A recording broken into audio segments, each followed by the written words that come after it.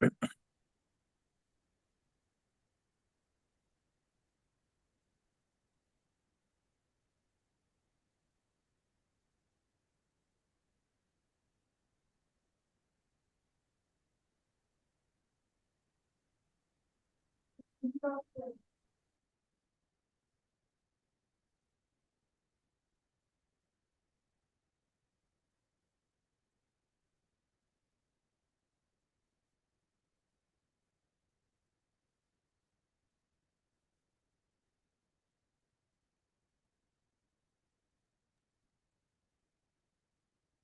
evening, everyone. We're about to start. We're just waiting for everyone to join. Thank you so much.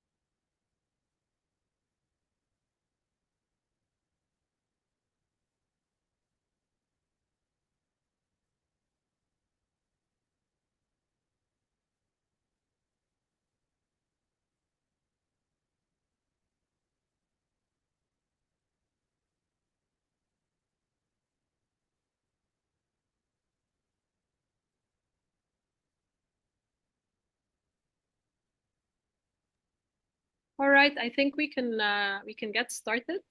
Thanks again for joining us today and for the Yousriya Loza-Sawiris Scholarship Program online information session. My name is Nelly Zayed, and I'm the co-founder and director of Newton Education Services. I want to start off with introducing our panelists for today. Arik Higazi is the Education and Scholarships Director at the Sawiris Foundation for Social Development. And Dr. Raghi Asad is the co-director of Graduate Studies and the Program Committee Chair of the Master of Development Practice Program at the University of Minnesota. We also have a Yousriya Loza scholar, alumna with us, Namatullah Sayed, who's currently a PhD student and research assistant at the Center for Regional and Urban Affairs at the University of Minnesota, and a current Yousriya Loza scholar, Sally Fishawi, who is currently at the program in Minnesota doing the Masters of Development Practice. So I want to thank you all for being here this evening. Just some housekeeping points for everyone taking part. We know you are here. I know you can't talk or be on camera, but we see you. We know you're here. So please don't go. Stay till the end, and please type any questions you may have in the Q&A panel. You'll find it either at the bottom or at the top of your screen. It would be great if you can put all your questions there, and hopefully, I believe most of them will be answered throughout the presentation, but in case they aren't, we will definitely get back to you at the end of the presentation. Right now, I'm going to hand it over to Arik to give us an overview about the Sawiris Foundation for Social Development and about the Yousriya Loza Scholarship. Thank you so much, Nelly. Thank you, everyone, for joining us today, and for all our alumni students and Dr. Raghi, who's the main champion and anchor for this program. Thank you so much, everyone, for joining us. Just to give you a little bit of an overview on the foundation. The foundation is one of I would say, biggest foundations in Egypt in terms of philanthropy. We've been established since 2001, and since then we've been supporting various scholars across the year, more than 1,400 scholarships over the more than 23 years so far. For us, scholarships is a very important vehicle for change and for achieving our strategic objectives in the foundation, mainly empowering agents of change. And while our range of agents of change ranges from different fields, this field is particularly very dear to our heart and to the heart of Mrs. Yousriya Loza, who's the main champion behind this scholarship. And our aim is to ensure that the development field in Egypt is always injected with very strong caliber of scholars who have studied development practices and principles and theories and all that in a very strong program like the program we have with the University of Minnesota. Thanks to Dr. Raghi for helping us design this program and to have a core program that's really beneficial to both Egypt as well as the students. We're very proud to have this collaboration between us and the university. I look forward to hearing more details. Nelly would share more details about the scholarship. So far, we're very happy to have all the alumni with us, and we look forward to a new cohort. Please spread the word as much as you can. This is a very strong program, and it deserves to have all the word around. Thank you. Over to you, Nelly. Thank you so much, Arig. And yes, I'd like to second that for sure. It's a very unique and very special program. And as we will hear shortly from Dr. Raghi and from the alumni and the current students of the program, that the program is especially strong in what it offers in terms of the skills that it gives its students and the sort of experience that the students go through during the program. You will hear all about that very soon. Like Eric mentioned, the program was launched for people in the development field, for development practitioners, that started in 2015. And it is a very generous scholarship. It covers tuition, fees, living expenses, travel expenses, health insurance, and then there is an obligatory summer field experience that the program offers in between the 2 years of the program, and the expenses for that are also covered by the scholarship. As of now, the Yousriya Loza-Sawiris scholarship has a total of 14 graduates, and there are 2 current students in the program as we speak. And for us at Newton, we administer this program, meaning we oversee the application process and the selection, and then we support those candidates who are selected to be scholars in their application process to the University of Minnesota. I'll now hand it over to Dr. Raghi to talk to us more about the university, the School of Public Affairs, the Humphrey School of Public Affairs, and then specifically about the Masters of Development Practice. Thank you, Dr. Raghi. Thank you. Thank you, Nelly, very much. Good evening, everyone. I'm really delighted to welcome you all here and talk about this program, which is my heart and really has attracted some fantastic students from Egypt who have really succeeded very well in this program, as you will hear from them in a few minutes. So first, let me talk about the Humphrey School itself and about the University of Minnesota. The Humphrey School of Public Affairs is a comprehensive school of public policy and public affairs, which is in fact ranked 9th among United States 269 schools of public affairs across the US. This is the 2024 ranking, which has just gone up from last year. And we have multiple specializations. Nonprofit management, social policy are one of them, but we also do international development, global policy, urban planning, and advanced policy analysis, etc. It is a school that is very strong in itself, but it's part also of a very diversified public university, one of the largest in the US, the University of Minnesota.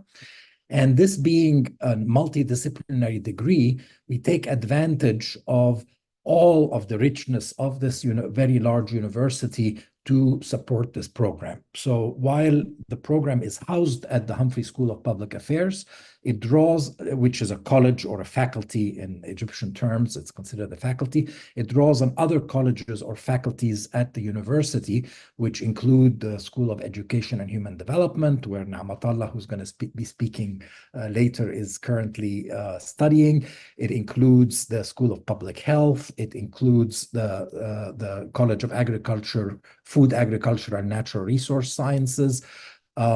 And so all the different aspects of the program, be it public policy, be it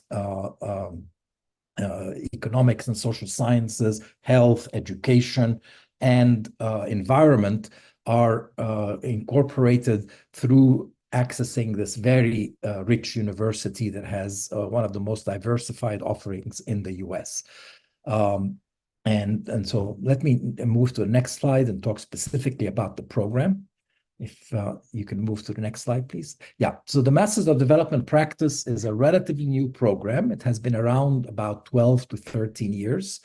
And the idea is to not just prepare people in the theory of development, in the various intellectual traditions of development, but really to prepare people who are ready to become practitioners, who go and be professionals in the development field and are able to cut across multiple fields of knowledge to be able to do sustainable development, which is a very multidisciplinary practice. And so you're equipped with skills and competencies to make you a professional in the field and able to talk to the experts in whether in health and education and economics, in management, and at the same time integrate across these different fields of practice and fields of knowledge. And so it has some theoretical components, of course, clearly a very strong academic program, but it also has some practical, like the field training in between the first and second year, and the capstone project at the end of the second year, where you really learn how to be actual professionals and consultants for real clients. Of course, we deal with issues of poverty and inequality, but also the interaction between the social and the environmental. And the whole idea of sustainable development, especially in a world of rapidly changing climate and all kinds of consequences that are coming out of that. The graduates generally are ready to work as professionals as soon as they get out, and they get very good jobs, mostly jobs that are, as I said, in between different expertise, to do project coordination, managers, consultants, a lot of evaluation expertise, and basically people who are able to stitch together the different parts of sustainable development. Can we go next slide, please?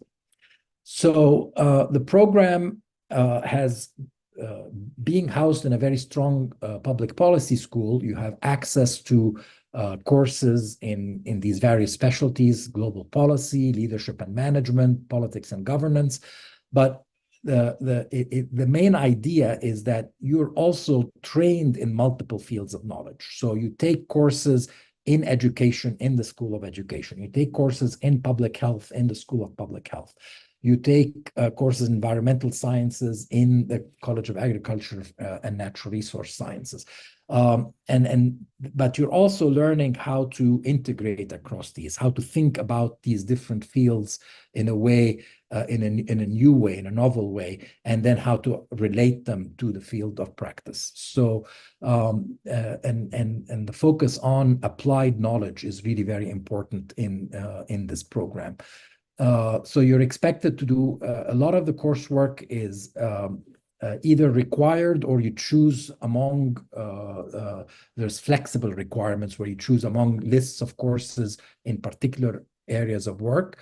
In the second year, you get a lot more choice in terms of focusing on a specialization and taking courses that you choose yourself. But in the first year and part of the second year, you mostly have to follow a particular course curriculum that tries to get you prepared in these various fields of knowledge in development practice. Is there a next slide? Yeah. So it's a very interdisciplinary program, meaning multiple fields of expertise. You are also looking at multiple ways of knowing, so that you do quantitative work, you do qualitative research, and different ways of approaching knowledge. You have a field experience in a developing country, in the country of the Global South, and hopefully Sally, who just came back from Morocco, can talk to us a little bit about her field experience, and Naama as well. And then you have this capstone project, which caps the second year, in the spring of the second year, where you do a project for a real client, usually an organization, development organization or an NGO that's working on real development, and you work as consultants to that organization as a team. So this is really what brings the program together. And I promise you, at the end of the 2 years, you will be development professionals. So I turn it back over to Nelly. Thank you so much, Dr. Raghi, for the insights on the program. It's exciting to see, actually, to have seen over the years the journey for people who were applicants, and because we work very closely with them at that point, and then they do really transform into development practitioners 2 years later. So it's really it's been actually an honor to witness all of their different journeys. But we'll go a few steps before that and talk again about, or start talking about the application to the scholarship. There are certain criteria that would make you eligible to apply. And these are, you will have to be an Egyptian national and hold a bachelor's degree with good academic standing. There is an English proficiency requirement for the program, and these are the minimum scores required from one of these 3 tests, obviously, not all 3. You can pick the one that works best for your schedule and for the nature of the test, and then submit the score before the application deadline, the scholarship application deadline, which is October 10th this year. There's a requirement of a minimum of 2 years of work experience in the field of development, and the program is looking for people with strong interpersonal skills, involved in their communities, who have extracurricular activities, volunteer experience, and that sort of activities in their background. In terms of the selection timeline, the applications are now open, and you can start working on your application anytime now until October 10th, 2024. Once the application closes, we then go review the applications thoroughly, and then come up with a short list when we hold the interviews sometime in the first half of November. The decisions on who will receive the scholarship come out soon after that. And as I mentioned earlier, we at Newton start working with the scholars who have been selected to support them in their application to the University of Minnesota. And just to clarify, we do not, and Neamatullah and Sally can attest to that, we do not fill out their applications on their behalf or do any of that, but we review the applications, we give them feedback on their applications, and until we all agree that it is in the best shape possible for them to submit it by the December 15th deadline of the university. Decisions then come back sometime around February this year, would be 2025, and then the program actually begins in late August 2025. So this is the timeline that we're looking at. In terms of the selection panel and the criteria and how it works, as I mentioned, There are 2 phases. We do a review of all the applications that we receive. We read them very carefully. We first filter them for eligibility to make sure that they meet or that the applicants meet the eligibility criteria that I just mentioned. And then we start looking carefully at the personal statement in the application, the recommendation letters, the type of work experience that the candidate has, and everything else that is on their application. And based on that, we start creating the shortlist. The interview panel, and here are a few pictures over the years of the interview panel, including during COVID with the panelists all in masks. We compiled the panel together from experts in the field of development. And we try to have as diverse a panel as possible in order for the candidates to be able to express themselves well during the interview, and we can get as much information as possible about them that goes beyond the application that they had filled out in the process. And I'm sure now Matalla and Sally might remember their interviews, so they might tell you 1 or 2 things about that. I'll turn it over to Arig to talk about the terms and conditions of the scholarship, and I'll also we will also put for you in the chat the link to the terms and conditions of the Sawiris Foundation scholarships. Together, we already have some links there for you about the program, but this link is specifically about the conditions of the scholarship. Thank you. Thank you, Nelly. Thank you so much. In order to manage this scholarship, the foundation has developed over the years a compiled list of all the terms and conditions for all the scholarships within the foundation. What we're sharing with you here are some of the pillars of the rules governing this scholarship. Mainly, of course, that the student has to complete all the studies on time and within a very good academic standing. This is like a prerequisite in all our scholarships, and this for sure applies here with the Yousriya Loza-Sawiris scholarship. We also have a condition that the scholar needs to return to Egypt, work for 2 years after they finish their studies in Egypt. And this is a one of the core conditions that we have in this scholarship. And this is something across most of the scholarships too, or nearly all scholarships, either 2 or 3 years. So this is a very an important condition that we have. We also have one of the other requirements within the scholarship is that the final project or the capstone project thesis that is done in the end of the program is something relevant to the Egyptian context. This is something also that is very important for us. And I invite you to visit the link that we will share with you, which has more questions and answers, more answers to the questions you might have about what else governs, what are the rules around the scholarship. Thank you, Nelly. Thank you, Arig.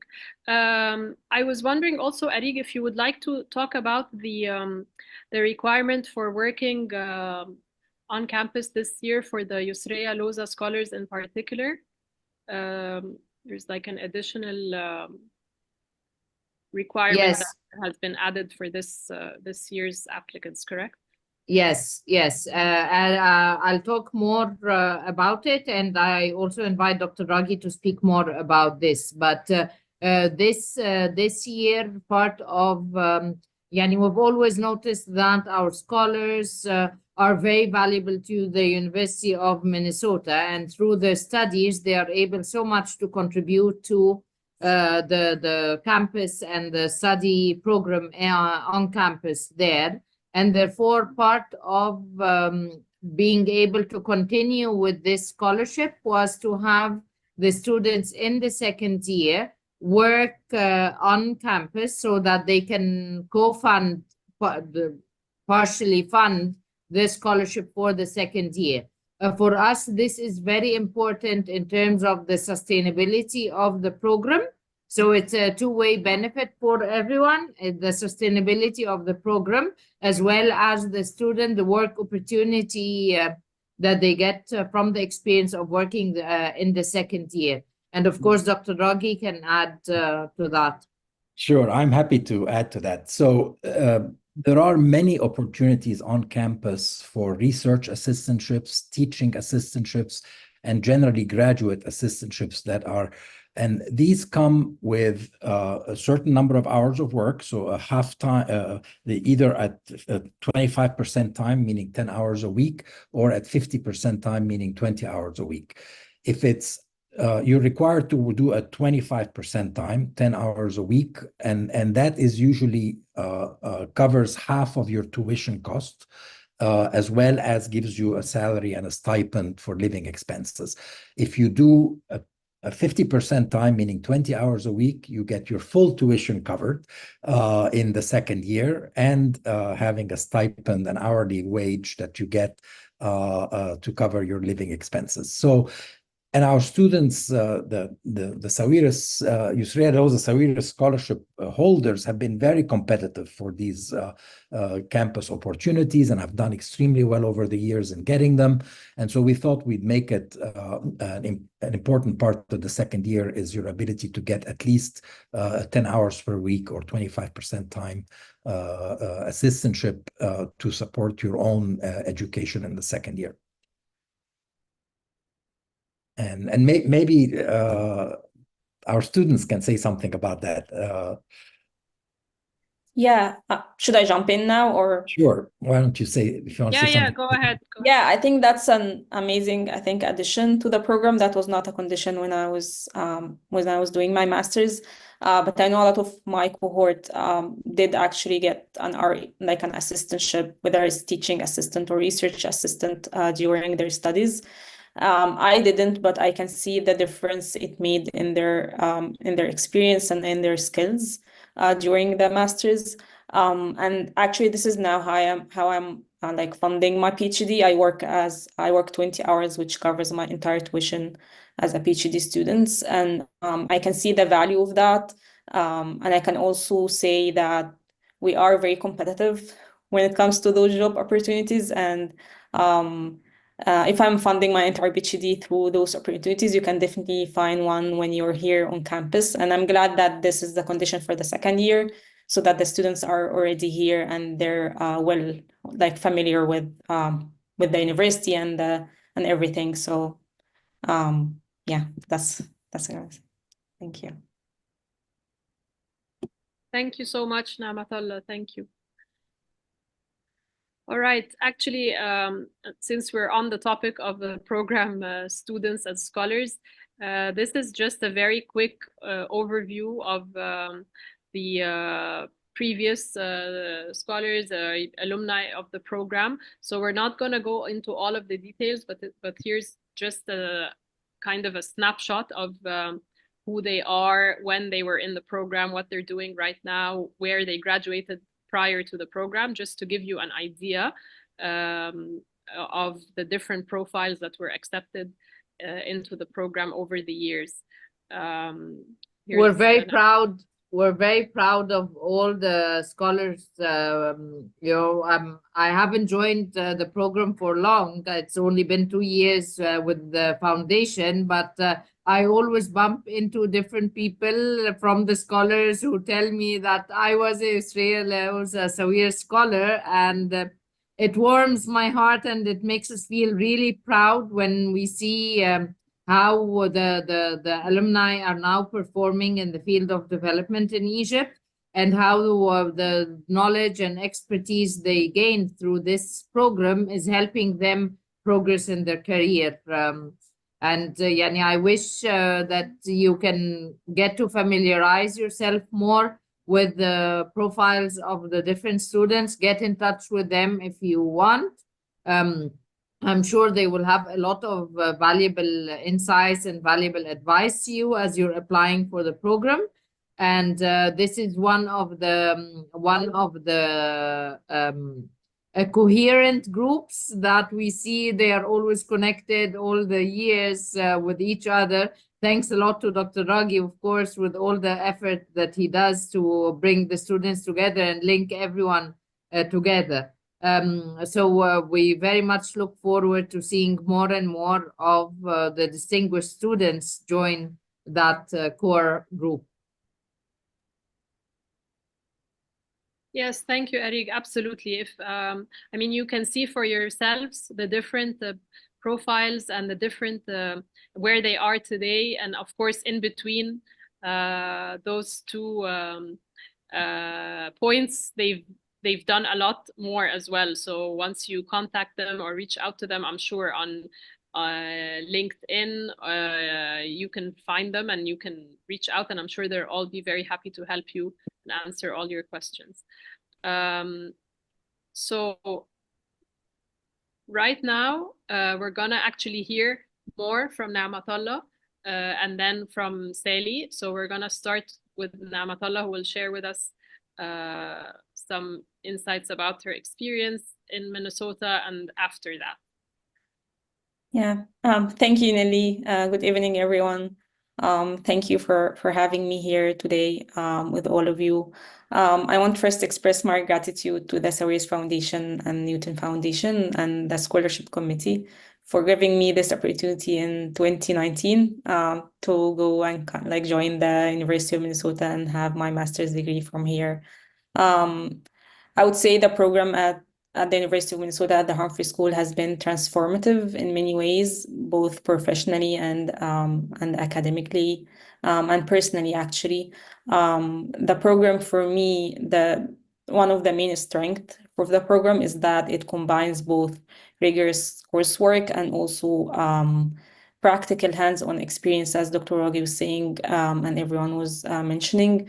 And the practical experience for me does not only confine to the field experience that we do during between the 2 years, but also through the coursework, the projects that you work on are very practical and very real life projects, and you work with actual clients. And the fact that the program is highly interdisciplinary, I think allowed me to see the development issues in a more holistic way, in a more holistic understanding. So you have the basic understanding of how to approach things from an economic point of view, environmental point of view, or social. You have that understanding, but also the program is flexible during the second year, as Dr. Raghi mentioned, so that you can kind of focus a little bit on things that you want to specialize in. So for example, in my second year, I took a few courses on public policy and gender. And that has been very helpful in strengthening my policy analysis skills. So yeah, I think the highlight for my experience at the Humphrey School has been the field experience. And even though it was COVID and I couldn't travel to do my field experience in Kenya, it was in West Kenya. I did engage with diverse communities and gained a lot in terms of intercultural communication and project management and managing that remotely was very helpful as well. We worked with a local organization to develop, with a local radio station through an organization to develop a radio program that raises awareness around COVID-19. And we worked with an endangered culture community, which is something I care about like preserving the endangered cultures and all of that. So that was a huge addition to my time in the Humphrey School. The other thing which I think sets this program apart from others is the faculty at the Humphrey School. They're not only experts in their field, but they're very invested in making sure that each and every one of us succeeds in their journey, and that we're, during the second year especially, that we're taking the courses that we want to, that we care more about or more interested in. So yeah, that's another thing. I want to talk a little bit about my experience after graduation. I joined the Economic Research Forum, which is a research network based in Cairo, as a program officer. And the skills that I've learned, because I know in Egypt we always talk about how education does not meet the job market, and what you learn in college does not transfer into actual skills. And I don't think that applies at all to the MDP. The skills I've learned during the program has been very helpful during my work at the Economic Research Forum, but also now as I'm doing my PhD, the research skills has been very helpful. And also as I work as a research assistant at the university, I work on community-based research projects, and the field experience I did and all of the work I did at the Humphrey School still to this day pushes me forward, and the skills are still applicable. So yeah, I think the entire experience is very transformative, and I just want to thank again the foundation for giving me this opportunity, and thank you for giving me the opportunity to share that journey with you today. Thank you.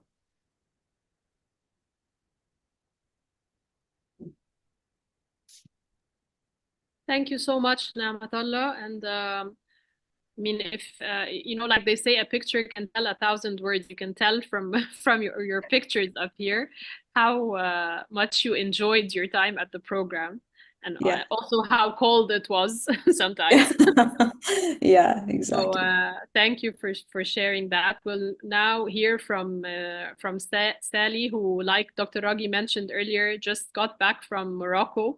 That was where her field experience was with the program. So we're looking forward to now hearing from her about that and everything else she's doing at Minnesota. She is still there and will be graduating next year from the program. So nice to meet you virtually. I want to thank everyone here today, and I want to thank Loza Foundation for, of course, giving me this one in a lifetime opportunity. I'm really glad that I ended with this master's. I have applied to a couple of other ones and I got accepted to other ones, but this one is especially unique in the way that you don't really find development practice masters, not just in the US, but globally. It's a very, very unique program. And the field experience is also something that you don't really find in other programs. I just finished my first year. It was an amazing experience. Doesn't really describe it well, because it's a lot of things. It's not just the academic aspect that you gain, but you also grow personally. You grow very much and you learn a lot, and you just develop yourself in a way that you wouldn't have in any other realm. For example, academically, I was pushed beyond my limits, and especially the statistics and economics part. I'm coming from a political science and law background. So when I was first entering the program, I was very worried and wary about that. But especially that most of my colleagues come from more of an economic background. But the university puts like a math review for you at first that you will get after acceptance that you can refresh your memory with.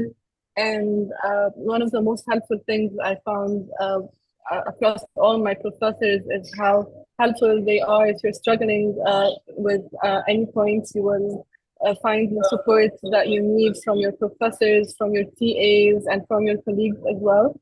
And so after looking back at this previous year of mine, I gained skills that I wouldn't really have learned if it wasn't in the core program, like statistics and like the amazing but very hard course I took with Dr. Raghi, Development Planning and Policy. It's one of these courses that you will just remember across not just your 2 years at Humphrey, but even after you graduate, the skills that you learn from these courses stay with you, and you work on actual clients. I also took an evaluation course in my first year, actually my first semester, and although I'm very fresh and it's been a couple of years since I finished my bachelor's, we worked with a real client with real visits, and it's just an unmatched learning experience. Moving afterwards to the summer, you get to choose, put your first preference and second and third in a couple of different developing countries. They have different projects that you can choose from. I was interested in Morocco. I went to a park called Agadir, and we worked on sustainable tourism. We worked with a client that was actually a governmental client, and it was very similar to Egypt. I was very interested in learning how Morocco works on its SDGs, and working with that client, I've learned a lot, and we go as a team from the university. So we ended up building a whole framework for different small and medium enterprises on what they can do and how they can implement sustainable tourism through innovative practices, which is a subject that is really new there and actually really new in general. And that's all in my first year. I'm very excited for my second year, which, as my colleague mentioned, is way more flexible, and you get to choose different courses. And the best thing is that you really get a sense in different fields like public health, like things in development. It's not just economics, not just political science, not just you have flexibility to learn different things that you're interested in. And if there's the course that you're interested in, but it's not in the core program, you can talk to the program director and your advisor, and you can argue your case on why you want to take that program course, and it can usually work. So there's a lot of flexibility, which I love. And other than the academic part, there's tons of clubs and activities that you can be involved in. There's a lot of international students that you can join their clubs, and I personally went with something called FAFA, and you can work for example, if you like finance or if you like equity, whatever that you're interested in, you will find something that you will fit in. And it's really, it feels like a very cozy community. And coming from Egypt, I have never experienced this close connections to professors where there's, you know, you're not afraid of them. They're not people who you barely talk to. No, actually, they're people that you can go to their houses and you can share a meal, and you can talk about things in life, which is something I didn't know existed before going there. And so you really find the support that you need, and you're going to learn a lot. And there's a lot of Egyptians as well. You're not gonna feel homesick. We're all very helpful, and we help each other, and all of them by our Egyptian colleagues there. And yeah, this is an opportunity that I really hope that you get, because it's life-changing, to say the least. And don't be afraid of the winter. Last winter was very exceptional. It wasn't bad at all. So fingers crossed on having another winter like that. But even if not, there's a lot of activities that come with the winter, and we're gonna have fun either way. Thank you.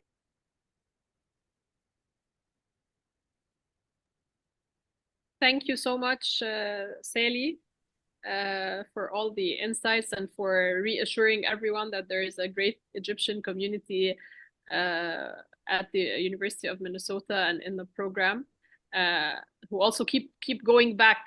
So it's a good sign. I think now we're ready for questions and answers. I have strange technical challenge here where I cannot access the questions for some reason, and I'm thinking it's like a new Zoom thing. Maybe it's because I'm sharing the screen. So I'm gonna try to stop the sharing and see if that improves. But before that, these are all the links and contact information for the program, and we have copied and pasted all of this in the chat panel. So if you click on chat, you'll find these links together with the terms and conditions of the Sawiris Foundation scholarships link as well. So that is all already on the chat. And in all cases, we will be sharing with you the recording of this session on our social media pages and on the email for everyone who had signed up for the session. So I'm gonna try to stop sharing, and hopefully this will give me access to the questions. I don't know if my fellow panelists can see the questions or not, because I can see the for some questions. reason I do not see them. I don't know why. I'm gonna now see if they show up for me. Yes, now they do. So I think it's a new it's a new thing for Zoom. When you're sharing the screen, you're not supposed to be answering questions while you share the screen. So all right, so we have, I know Hazem, my colleague, had answered already a lot of questions coming in during the presentation, but we can go through some of the other questions here. Okay, there's a question here about what if I would like to work in other development entities like the UN and not on campus, or other summer internships? So I think there are rules that Maybe govern I that. can answer that. Yes. Yes. So, okay. So as far as there are several work opportunities. So the first one is the summer field experience. And there we solicit proposals from various organizations around the world. And we curate to you made field experiences, and you vote on your preferences, which one you'd like to go to. And then you're assigned to either your first or second choice, or so those are curated from the program, and they are kind of pre-organized. Now, students can come up with ideas for field experiences, but then they would have to organize something that other students can participate in, because it's a team project that usually goes to 2 or 3 students go for each field experience, sometimes 4. So if it's only for you, it's not going to be an appropriate field experience. Now, in terms of the second year where you're working for an assistantship, typically those are campus opportunities. There are limits on foreign students on their ability to work off campus. But you can work up to 50% time on campus, and that is what brings the tuition benefits. So again, the UN may not be a good fit for the second year assistantship. You might be able to get a consultancy with the UN on top of your assistantship, but that you would do on your own time. And it would not, of course, have any tuition benefits. Now, of course, once you are done, you can work with any job you want. and so the UN might be an option there. And I think our students are often very competitive for UN opportunities. Now, there are other questions. I don't know. I think I answered that first question. Yes. Now, your experience, can it be directly related to development or related to SDGs? Maybe I'll let Nelly answer that. This is about their prior experience to be competitive in the program. Thank you, Dr. Raghi. So the program, the scholarship requires that you have 2 years of work experience in development. It doesn't go more specific than that. It just needs to be in the field of development in general. If it's related to the SDGs, and you are able to explain in your personal statement how all this ties together, that should be fine. We will, as I said, be reviewing those applications carefully and making decisions based on all the information you provide in there. There is a I question consider here. the SDGs to be development. So yes, I think yes, I think it's we the core of what development is trying to achieve. So absolutely. Would you please tell us more about the interview and if there are any tips?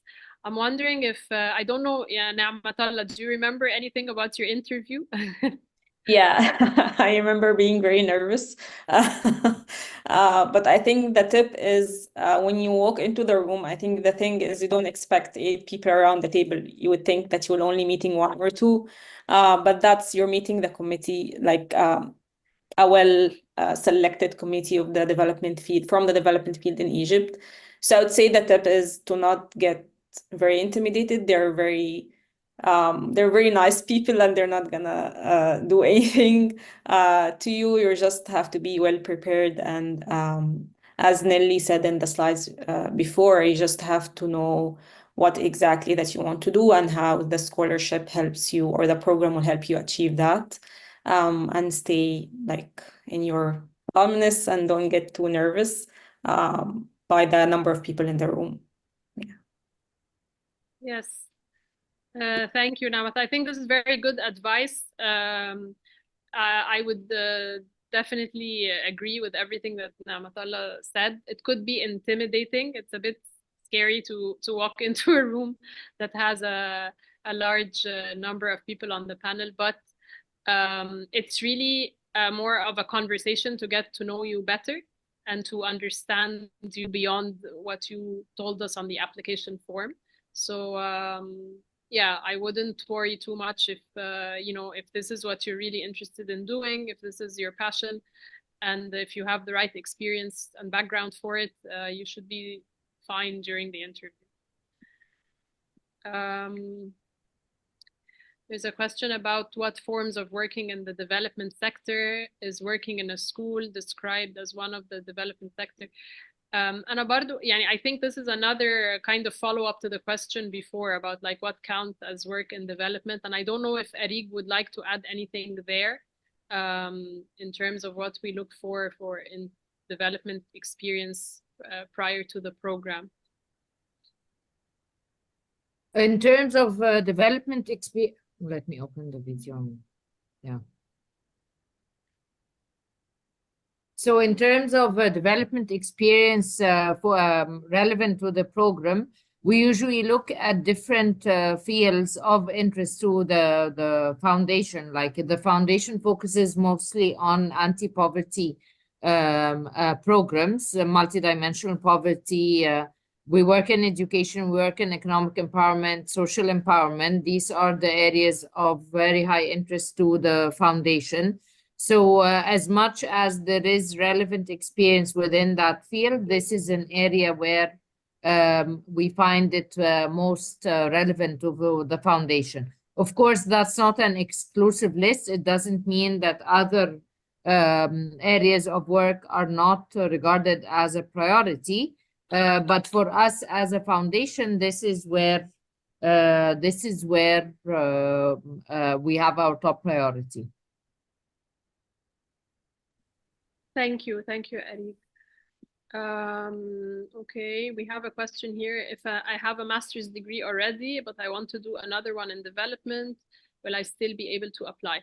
Yes, you're welcome to apply for sure. And as I said, we look at each application carefully and we make decisions based on what is in the application. If your previous master's is also in development, then I think your chances would be lower, I would say. But if it's in a completely different field and that you are now working in development, it really depends. It's a case-by-case situation and depends on each candidate's profile and how you present yourself on the application form. Should I fill in the Minnesota application too? So so there's an application form for the scholarship, and there's a separate application form for the University of Minnesota. You are welcome to start working on your Minnesota application in any case. You know, it's open, it's available. But like I said, for those candidates, who are selected for the scholarship, we provide support in the process of filling out the University of Minnesota application. So it's really up to you. If you want to take a look at it now, if you want to start working on it now, that's totally your call. We do offer support to the candidates who are selected to become Yousriya Loza scholars in that process. Is it a condition that I have completed previous coursework in statistics or economics? I see most of the alumni are FEPS graduates. However, I graduated from the Faculty of Arts with 9 years of experience in development. Dr. Raghi, is it a condition to have previous coursework in statistics or economics? No, the answer is no. We like to see some background, some ability to deal with our courses in economics and statistics, but it's not a condition. We look at the entire package of the applicant, and especially if there's very relevant experience and development. For instance, Sally mentioned that she didn't have a strong background in economics and statistics, but she succeeded very well in the first year of coursework, although she was nervous about it, but she got the support she needed. So I think we get a variety of applicants at the Humphrey School in general, and for the MDP in particular, who come from very different backgrounds, from theater arts all the way to engineering. So we know how to deal with people from a variety of different academic backgrounds, and we don't require coursework in economic and statistics, although we want to see some evidence that people have some ability in that area. Thank you so much. I don't have the IELTS exam. The English proficiency exams are a requirement to apply to the scholarship. So we will need those scores. They're part of the evaluation of your application for the scholarship. One good thing is that Duolingo is one of the exams that are accepted now, and it's pretty accessible, pretty available in terms of dates, and very easy to sign up and get the scores faster usually. I'm not I'm not promoting Duolingo here. I'm just saying that I've seen with many students that when they're short on time, this is a good option because they provide many options for the dates and the flexibility with the location. So maybe you can try that. But I believe you also have time to take the IELTS since we have about we have now we have 2 months and maybe 10 days before the deadline. So so you have time to do it, but it is part of the requirements of the application, yes. Are applicants who graduated from university with a grade below than good considered? I think Dr. Raghi may want to add to this, but he had just mentioned that the university, and the same with the scholarship, we kind of look at the applicant as a whole, and we look at everything on their profile.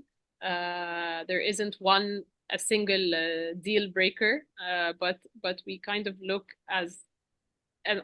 for everything that the applicant gives us on their profile. So, but I don't know if you would like to add something different here, Dr. Raghi. No, I think that generally I would say give the same answer. We look at comprehensively at the applicant. The grade is only one item in that picture.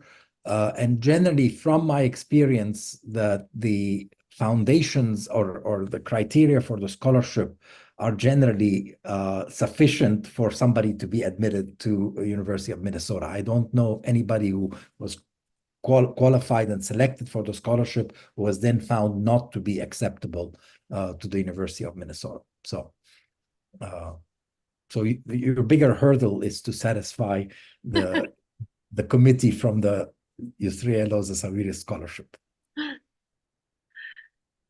Yes, and I think this next question it's similar. Do I have to have a high GPA? So I think we just answered that. It's really about everything on your application together, how it all comes together. How many candidates? Usually the program funds 2 candidates per year to receive the scholarship. So right now we actually answered all the questions and then the Q&A panel, and I want to thank Hazem again for the support during the presentation. And I'm not sure if there are any more questions. I'm sure if I'm sure you may think of other questions after the session. Please feel free to contact us. We have again everything on the chat. If you press on the chat icon, you'll find all the contact information, the email address, our phone number, the websites, everything that you need. Okay, here's a question. Education was not listed as one of the disciplines on the screen. Is it one of the options of focus in the second year? Yeah, I'm pretty sure it is, but here's Dr. Raghi nodding and Namatullah nodding. Yes, education is definitely a core part of, we consider core component of the program. We have a very strong relationship with the College of Education and Human Development, and we feel that international development education is really an important issue that is very strongly related to development. Now, Na'matullah is actually doing a PhD in education right now as a result of what she studied in the program. So maybe she wants to say a few things. Yeah, I was going to say it's definitely one thing that you can focus on, and the partnership with the College of Education and the MDP is very strong. Because of the courses I took during my master's, I kind of started to grow that interest in education, and also the networks and the professors I knew at the department were very helpful when I was applying for my PhD. So it's definitely one of the fields that you can focus on. Thank you both so much.